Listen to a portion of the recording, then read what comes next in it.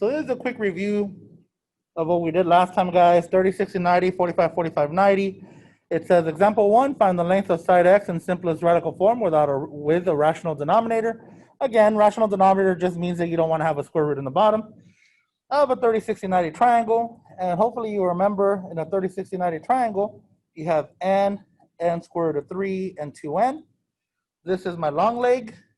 So that long leg is described by whatever expression I have under the 60 degree.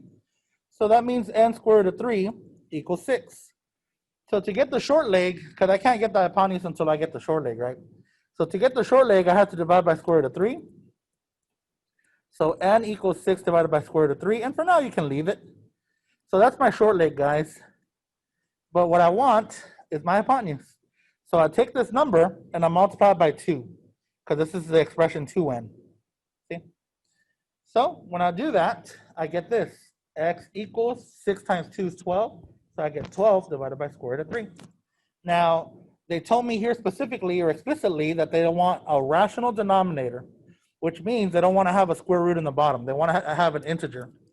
So you multiply by the square root of 3 over the square root of 3. Sorry for all the squiggly lines, guys. It's probably my laptop. Maybe I need a new battery, or maybe I'm running out of ink. Guys, I'm kidding, guys. There's no ink on this. It's a digitized. It's all digital, guys. Okay. Anyways, 12 square root of 3 over 3. Then you know that 3 goes into 12 4 times. So that means x has to be 4 square root of 3, and you're done.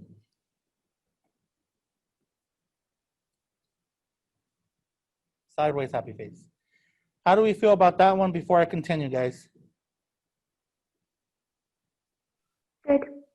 Okay, so hopefully that was a good intro. Nothing too heavy. Example 2, it says find the length of side x in simplest radical form. Again, same thing. This is square root of 5 because it's a 45, 45, 90 triangle. In a 45, 45, 90 triangle, you have this expression, n square root of 2. So that means my hypotenuse has to be whatever square root of 5 is times square root of 2. So I'm just going to multiply those two dudes. Square root times square root. I can go ahead and multiply the insides together. 5 times 2. That's square root of 10. Square root of 10 does not break down. Leave it at square root of 10. And that's it. You're done. The answer is square root of 10. Maybe I put too much white space. I could have probably reduced this notes. Yeah, I could have probably put another example in there. My bad, guys. But maybe that's a good reason for you not to print, because all that white space there. How do we feel so far? Good. Okay, let's keep going. All right, what do we know about sine, cosine, and tan? So I'm going to draw a random triangle. And this only applies to right triangles.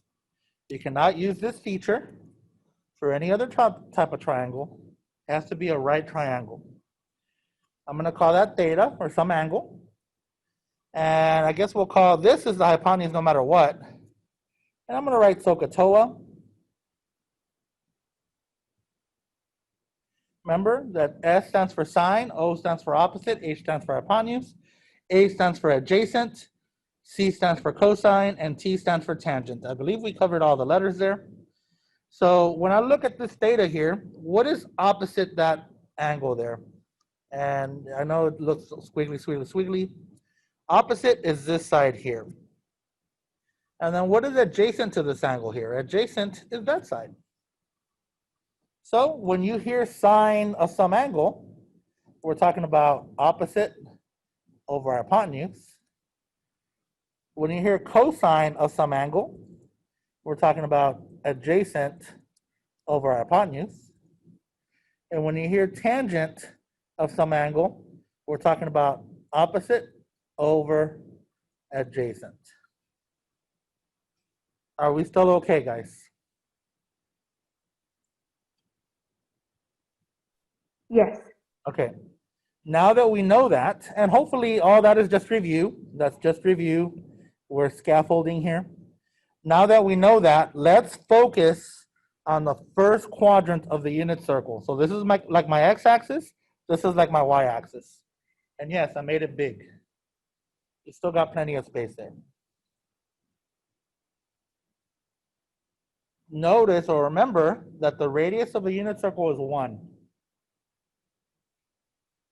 I'm going to draw a general triangle.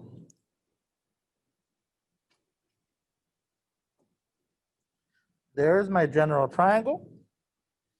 The angle that I'm looking at is always this one here. So that means this coordinate is some x, some y. Do we have any questions at the moment?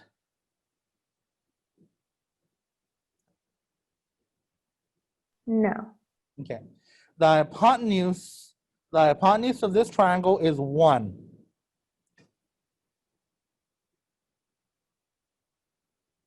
So this horizontal displacement, since I'm calling this coordinate x comma y, this horizontal displacement must be x.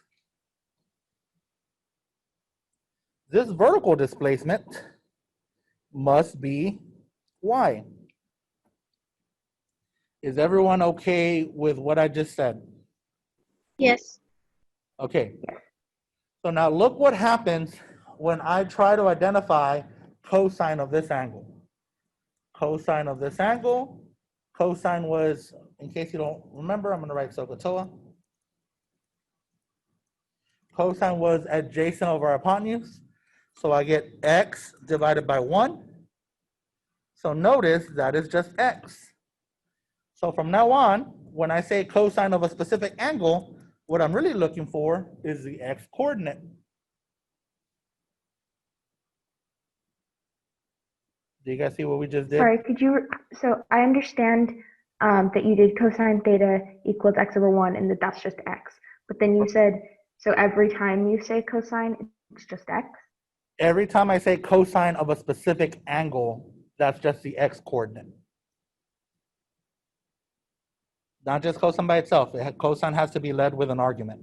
So cosine, if I tell you cosine of 30 degrees, you're going to tell me square root of 3 over 2 because it's just the x coordinate. Okay. Does that make sense? I think so. Yeah. Okay, don't worry. We're going to do a whole bunch. So now, when I'm talking about sine, so let's look at sine now. So sine of this specific angle, sine says opposite over hypotenuse.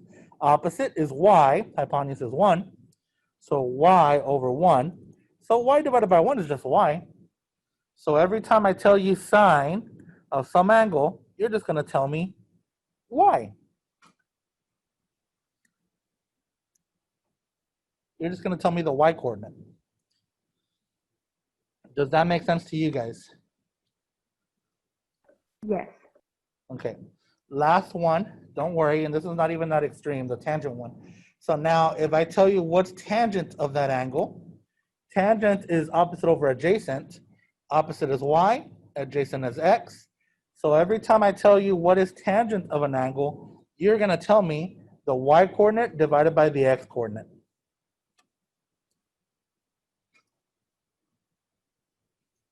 How do we feel? Good.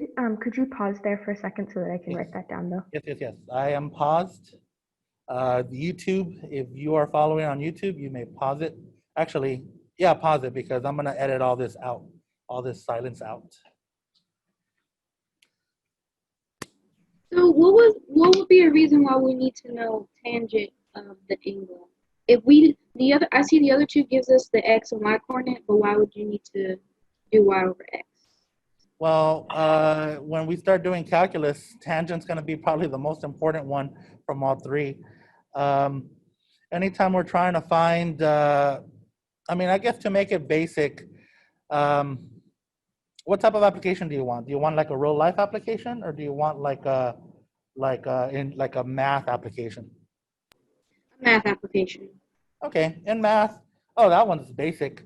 So let's say they just give you a random triangle, and it's a right triangle, we know that for a fact, and they give you one of the sides, like either side X or side Y.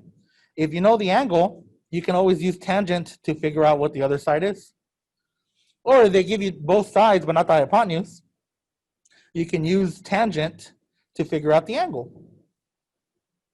If you want to know like a real life application, let's say you have a camera and you're a programmer, and you're following a rocket. I don't know, maybe NASA's putting another rocket on the moon, and you want to track that rocket.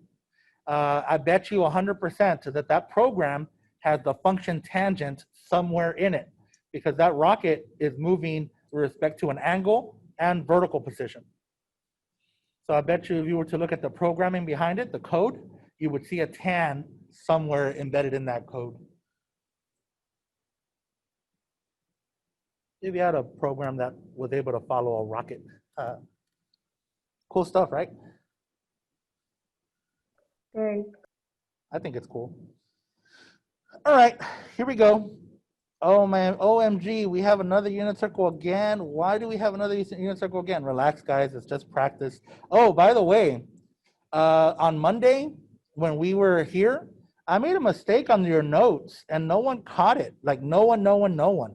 And I didn't catch it until like when I was in the next class period, I was going over it and I'm like, wait a minute. I know for a fact that I did not have back-to-back cosines. And yeah, so on the notes, on your previous notes, there's an error in there. And I remember, because towards the end, when I was writing the notes, I remember saying, why would I put another question exactly the same? Because that's not my habit. My habit is always to give you variety. So come on, guys. Get your A game on. I mean, I make mistakes all the time, so try to catch them if you can. All right, here we go. Let's see if we can fill this in. R is 1. The radius is 1. So because we know the radius is 1, we can fill this one in immediately.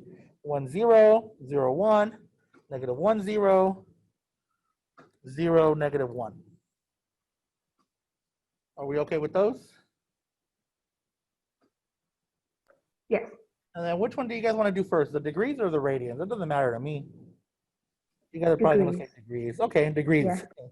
So here we go, 0 degrees, because I haven't moved. And then these are all just special angles, 30 degrees, 45 degrees, 60 degrees. They come from your 30, 60, 90 triangles. And then the one right here, that's a 90 degree. They already put the degree symbol for you.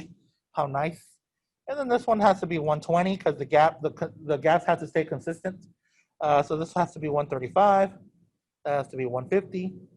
And then finally, you don't have a revolution. That's 180. And then you add another 30, so that's 210. And then you add another 15 to that. That's 225. Add another 15 to that. 240. Add another 30 to the 240. 270. Add 30 to the 270. You get 300. Add 15 to that. That's 315. Add another 15 to that. That's 330. Add another 30 to that. That's 360. Now, I'm not a historian. I think I already mentioned this to you guys. I'm not a historian, but where did we come up with the concept of one revolution is 360 degrees? Do you guys remember? That was letter B. Oh man, you guys don't remember? Okay, it's the Babylonians. The Babylonians created the concept of one revolution is 360 degrees. And where did they get that 360 degree number? What is 360 degrees really close? What is 360 really close to? The number of days in a year? That's right, the number of days in a year. So this is the approximate. The Babylonians said, oh, okay, it takes approximately 360 days in a year to revolve around the sun or whatever it may be. I'm not a historian, guys, so don't quote me on this. Go talk to your history teachers. But yeah, they're the Babylonians set the 360, and they got pretty close. It's 365 days in a year, and I think the exact is 365 and 1/4. But good thing they chose 360 because it just works perfectly for a lot of things. So yeah, guys. So go research it if you want to learn more. Put Babylonians and the circle, and you'll see a whole bunch of stuff on them. And go talk to your history teachers, and maybe your history teachers can talk to you all about the Babylonians. All right, let's continue. So now let's do the radiance. So the 0 radiance and the 2 pi, 1 whole revolution is 2 pi. So maybe that's the easy ones to do. Then the pi over 2 there, and then the pi here, and then the 3 pi over 2. I'm using that little dash as a fraction there. So there it is. I put those in there. And then these you're just going to have to memorize. You can always get them, guys. You can always get these by just multiplying by pi over 180, the degree. But here's the beautiful part about math, the patterns. Look at this, guys. Okay, real quick, just so you can see the logic that I'm using. Do you agree that this angle in blue, in radians, do you agree that's pi over 3? Yes. Okay. Do you agree that this angle here again in blue, do you agree that that's also pi over 3? Yes. So check this out. This is all you got to know for you to understand the concept that I'm trying to do here. So this angle in green, because I know that that reference angle is pi over 3, that angle in green must be 2 pi over 3. Chavez, how do you know that so fast? Well, look, here's a whole pi, and I'm reducing it by 1/3 of a pi. So if I take a whole pi and I reduce it by 1/3 of a pi, this number must be 2 pi over 3. It must be 2/3 of a pi. Does that make sense, guys? Yes. Using that same logic, look, this reference angle in blue, that's another pi over 3. So if I take a whole pi and I add a pi over 3 or 1/3 of a pi, that's going to be 4 pi over 3. See, this is why math is so beautiful, guys, because you don't have to do a lot of mental math. You just got to look at patterns. So now that you know that, look how simple this unit circle is to fill. You just look at patterns. I'm in quadrant 2. The denominator is 4, so then that means the top must be 3 pi over 4. The denominator is 6 over here, so I put a 6. So this must be 5 pi over 6. I'm just keeping the patterns, guys, the same patterns. Whatever you look at quadrant 1, if you were to fold the y-axis, keep the denominator the same. Look at quadrant 3. Keep the denominator the same. I'm going to put a 6. And it's the same pattern. I'm adding 1/6 pi here, so this must be 7 pi. Same thing here. That's a 4, so 5 pi. No work done, guys. Very easy. No sweating. Look at this. Look at this. Again, I'm using that pi over 3 again. That distance here is pi over 3. Well, if I take 2 pi and I subtract pi over 3, I'm going to do this here on the side because this one maybe you need a little visual here. So look, 2 pi minus pi over 3. Well, that 2, I can turn that by multiplying by 3. I can turn that into, there's my 2 pi. See, 6 over 3. And then 6 minus 1 is just 5. So this one right here is 5 pi over 3. All right, let's see if we can do it without the visual. So what did I do? Double the denominator and then subtract 1. That's it. So the denominator is a 4. Double the denominator, so that's 8 pi, because 8 pi over 4 is 2 pi. And then subtract 1/4 of a pi. So that has to be 7 pi over 4. Double the denominator, this one's a 6. So 12 pi over 6. Subtract 1/6 of a pi. 11 pi over 6. Do you guys see how we did the radians so fast? Yes. And with practice, guys, you guys will be super fast without even thinking. So don't, guys, I know you guys are smart. I know you guys can memorize this whole unit circle, but it's not about using your, don't use so much mental capacity. You don't have to memorize every single little thing. You just got to recognize patterns. And then once you know patterns, you can fill this sucker up real quick. All right, next, the coordinates. You already know that this is square root of 3 over 2, and this is half. How do you know that? Well, because there's a 30, 60, 90 triangle right here that we talked about last time. And here's 30 degrees, and my hypotenuse was 1, which is the radius. So this horizontal distance was square root of 3 over 2. And then this vertical distance was a half. Do you guys remember that from last time? Yes. Okay. I think so. Yeah. Yes. Yeah, if you don't remember, look at your last notes. No, two notes ago from last week. Look at your notes from last week on Friday. It's also on the channel, on the YouTube channel. And I have 30, 60, 90 triangles all over the place. They come from the 30, 60, 90 triangle here. So this is going to be half square root of 3 over 2. I just toggle the numbers. And then I just reflect it based on the quadrant. In quadrant 2, the x is negative and the y is positive. So negative half, positive square root of 3 over 2. At 150, negative square root of 3 over 2. That's a 3. Just came out dumb. Positive 1/2. Let me fix it a little bit, guys. Square root of 3. See? In quadrant 3, they're both negative. Negative square root of 3 over 2, negative 1/2. Negative 1/2, negative square root of 3 over 2. In quadrant 4, the x is positive, the y is negative. So positive 1/2, negative square root of 3 over 2. And then square root of 3 over 2, negative 1/2. The last one we need is the 45, 45, 90. from 2 days ago, or from last week on Friday when we derived it. This is just coming from the 45, 45, 90 triangle, guys, with the hypotenuse of 1. We got square root of 2 over 2, square root of 2 over 2. We keep those same coordinates everywhere. All you're doing is changing between negative and positive based on what quadrant you're in. In quadrant 2, the x is negative, so it's negative square root of 2 over 2, square root of 2 over 2. In quadrant 3, they're both negative, so negative square root of 2 over 2, negative square root of 2 over 2. In quadrant 4, the y is negative, so keep the x positive. So, oops, I put a negative by accident. Square root of 2 over 2, negative square root of 2 over 2.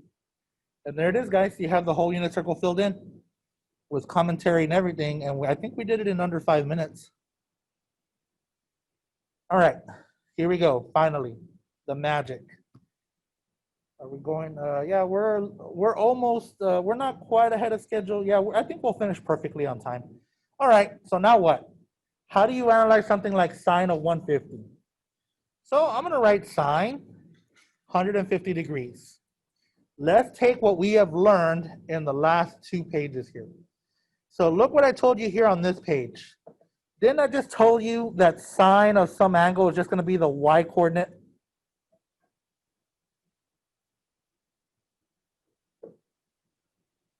Does this say that sine of some angle is going to be equal just to the y value? Yes. Yeah. So I come back, I'm looking at my unit circle, and I focus on 150 degrees.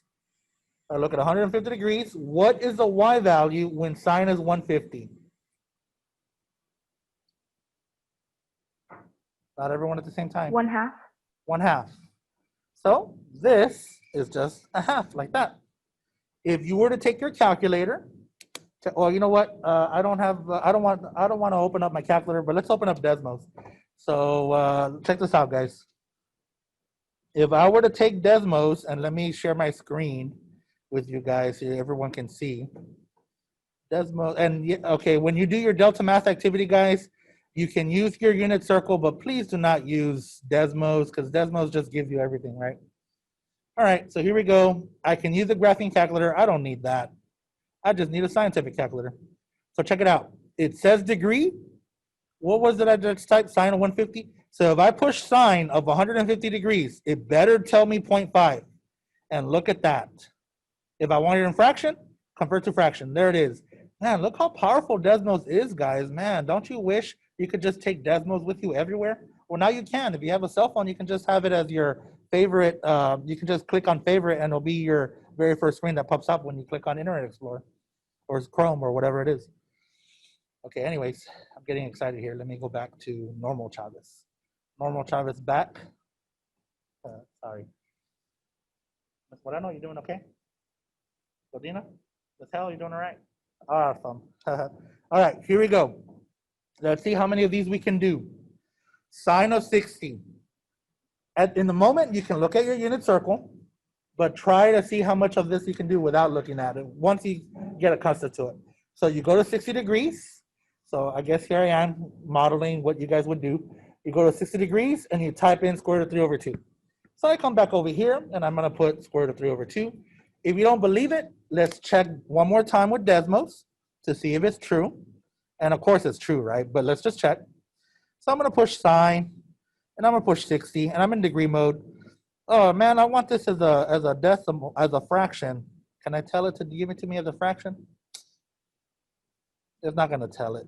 Okay, check it out. Let's just type in square root of 3 over 2.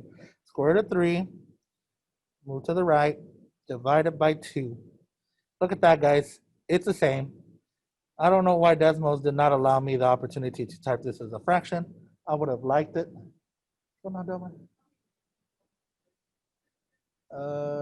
Second period 3. They're going to be 2, 2, 2. Oh, yeah, that's fine. Yeah. All right, here we go, guys. So now everyone knows that this is 100% truth. Tan of 315. How do we do that? Go to your unit circle. Go to 315. And remember, I guess you also have to look at your notes from before, right? Unless you remembered. Tan is just y divided by x. So at 315, I go to 315. Here's 315. It's y divided by x. I notice that my coordinates have the same magnitude. And if you were to tell me this, negative square root of 2 over 2 divided by square root of 2 over 2, if you were to tell me that on a quiz, I will give you an awkward emoji. I would count it correct. But is there a better answer than just telling me that?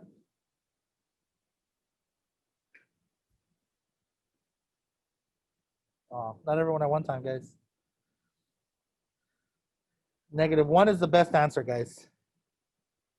Can we go over y is -1? Yes, I was about to tell you why, miss.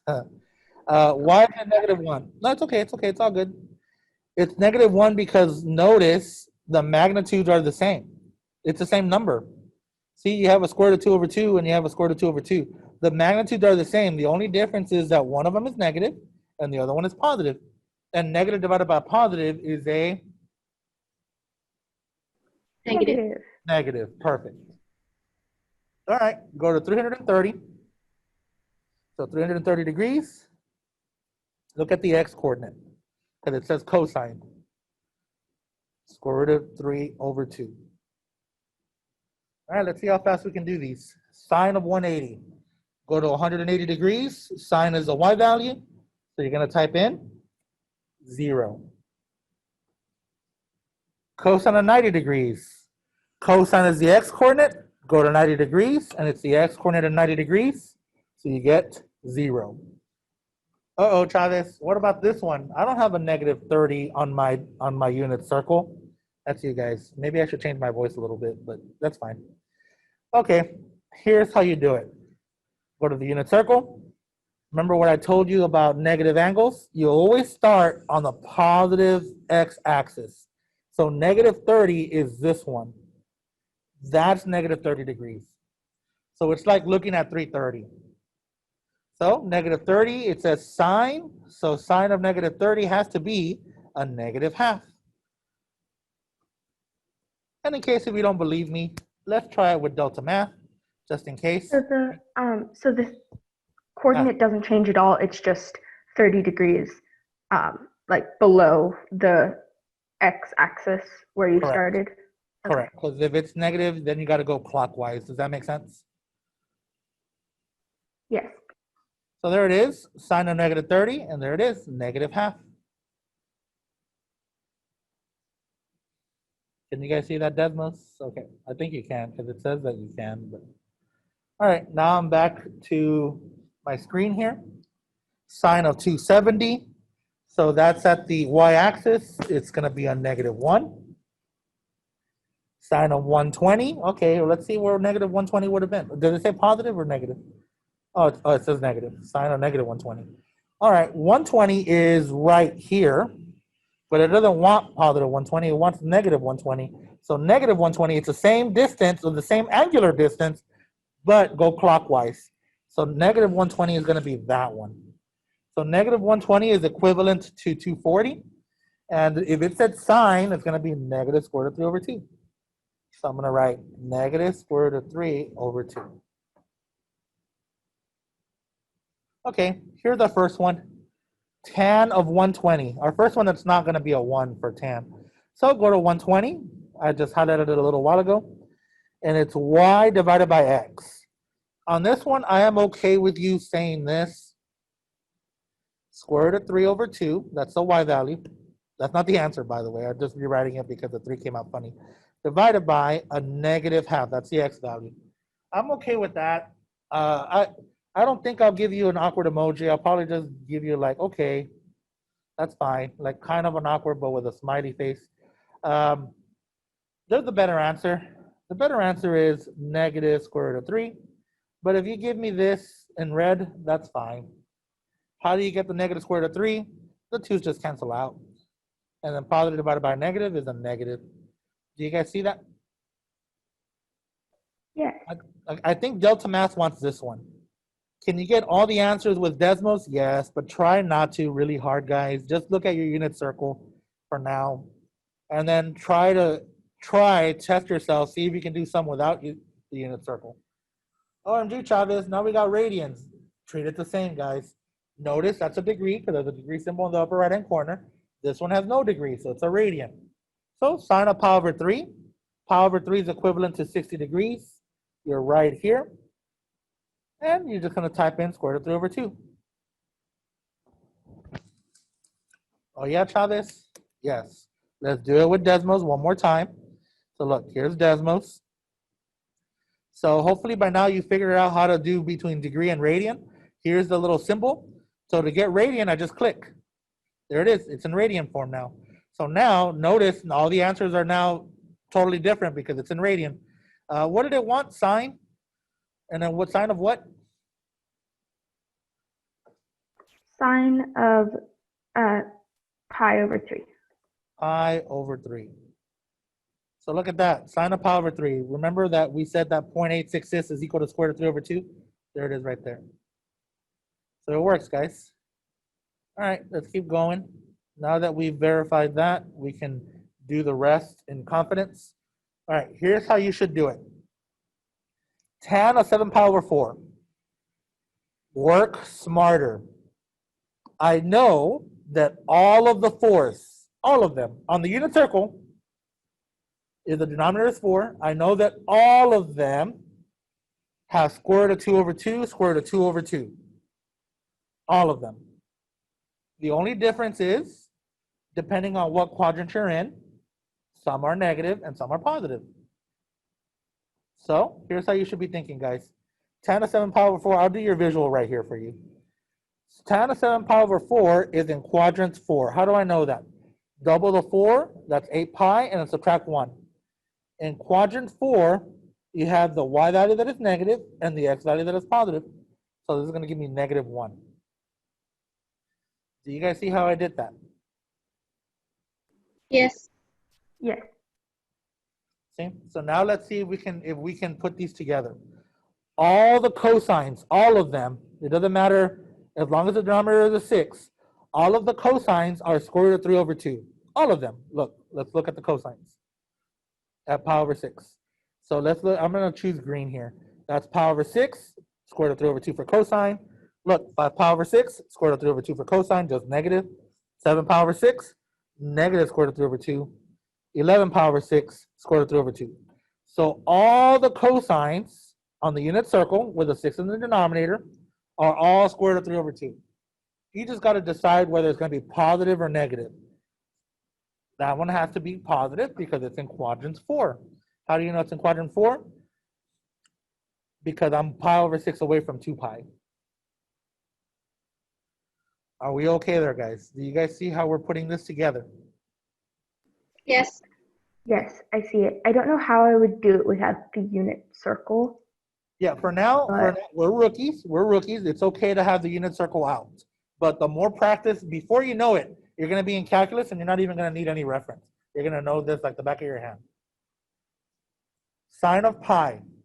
Sine of pi, that's just the y value. At pi, the y value is 0 because it's at coordinate negative 1, 0. Cosine of pi over 2. Pi over 2 is at 90 degrees. So cosine is the x coordinate, so the x coordinate is 0. Sine of negative pi over 6, that's like negative 30 degrees. Sine's the y value, so a negative 1/2.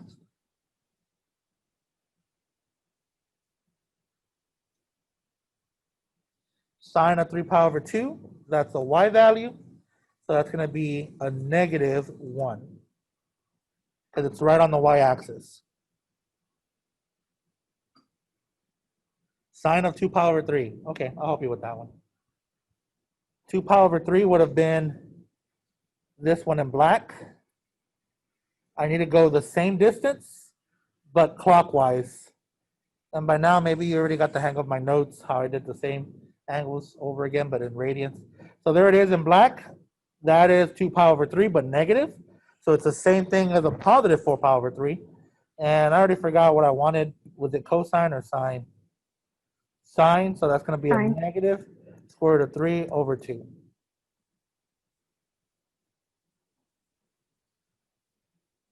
Cosine of 2 pi over 3, that's going to be negative 1/2.